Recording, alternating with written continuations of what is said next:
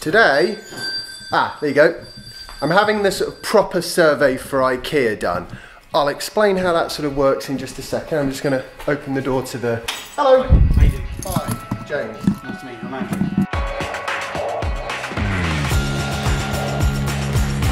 This has been very interesting. We've had a look upstairs. Doesn't seem like there's any major problems, but we don't have much of an attic, so it'll be interesting on the crawl space front, but I think it's doable. Also, I've kind of been talked up a little bit towards the 10K system because perhaps it's just easier to get that installed right from the word go. So I'm going to look into that because part of the reason I'm thinking that is because we've got 2 Powerwall 2s turning up maybe some point in the future because of the referral system. This system comes with a 6.5 kilowatt hour LG, did you say? LG battery pack. And I've got the car as well. So we're heading in the direction of having something like 100 kilowatt hours worth of storage on site. And that's before Soph gets a car, which will need to be a long range EV. She does about 100 miles a day to and from work. So if she's charging that as well, you can see we're going to use a huge amount of power. So I think a bigger rate makes sense. Yeah. Also, I get really confused by this feed-in tariff thing. I think so far I've been told 1, 2, 3, 4, 5, something like 4 or 5 different stories as to whether you do or don't get it if you have a system that's more than 4 kilowatts or less than 4 kilowatts or utterlyconfused.com. But I trust these guys, they seem to know what you're talking about. Look what Tesla sent me. More Tesla swag. This one's for Soph. She'll like that. The chap from Igloo Solar has gone now. I need to go get Jasper, hence my slightly rushedness. And yeah, we'll have a bit of a debrief when we get back. Now I've got Jasper from school, almost said preschool.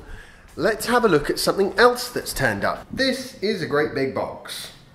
I like great big boxes. Dream case. Now I'm not going to be doing a proper review of this today because I don't have the time and it won't be appropriate. But let's have a quick look anyway. This is very exciting. Duvet. Which should tell you what you need to know as to what's in here. Oh, duvet covers. This is awesome. And then, how do I get this out? Oh wow. That way. Well, I like the branding on this. Don't know what Tesla's going to feel about the use of their typeface, but I like it anyway. Right. Oh, it's got protective plastic. I'll probably leave that on. Nice black colour as well. You remember a while ago I did a video on Tesla camping where I put an inflatable mattress in the back of my car? Space is definitely at a premium in here now. Time consuming and a little bit too high. The end result being there was very little headroom. But it was a fairly comfortable night's sleep. Well, this is supposed to be the step on from that.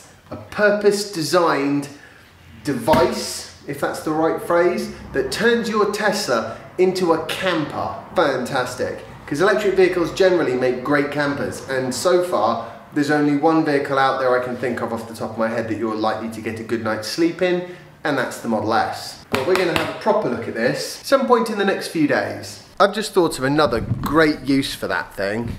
If we have too many guests here and we don't have anywhere to put them, now we do have somewhere to put them. Although I'm not sure how I'd feel about somebody sleeping in my car. So it might be me and Soph that have to sleep out there and all the guests can sleep around here. Right, so let's have a little recap of the whole solar panel situation.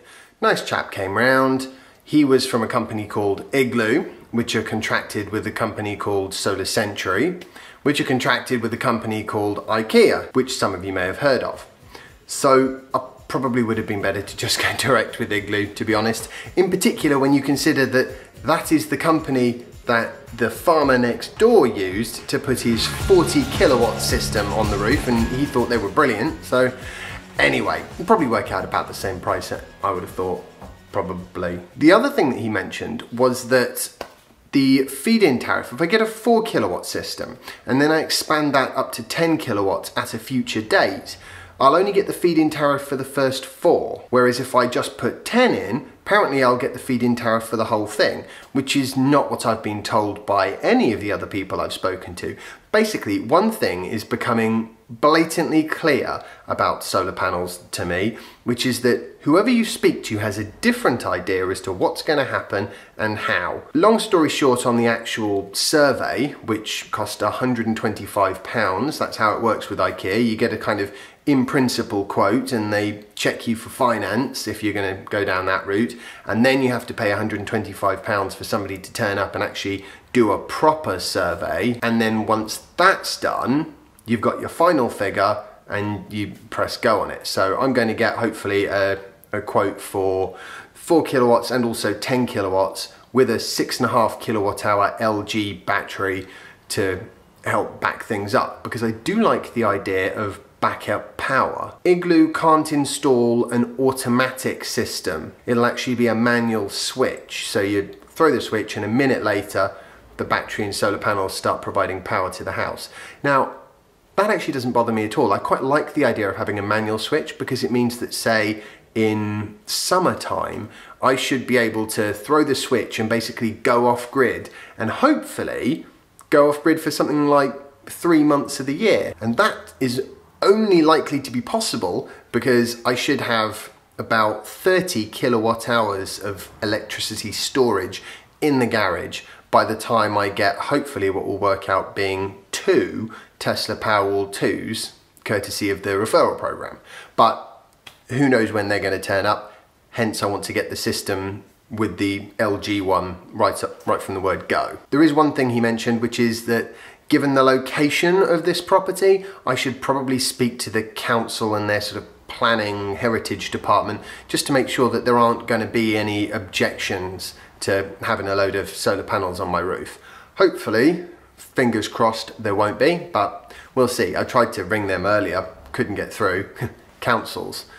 But yeah, hopefully that'll get an answer to that sooner rather than later, and then it'll be full steam ahead. It'll be interesting to see exactly when I get this system installed and up and running, because my suspicion is the days are already getting darker. Probably be better waiting for spring, but I'm so far through the process now, I'm not going to wait for spring. I'm just going to get it installed and then we'll start actually getting some power out of it around March next year, I think. I hope you've enjoyed today's vlog post. If you have, remember to like it, share it and subscribe if you haven't already, and follow me on Instagram if you don't already, and I'll see you tomorrow for the next instalment of my daily vlog.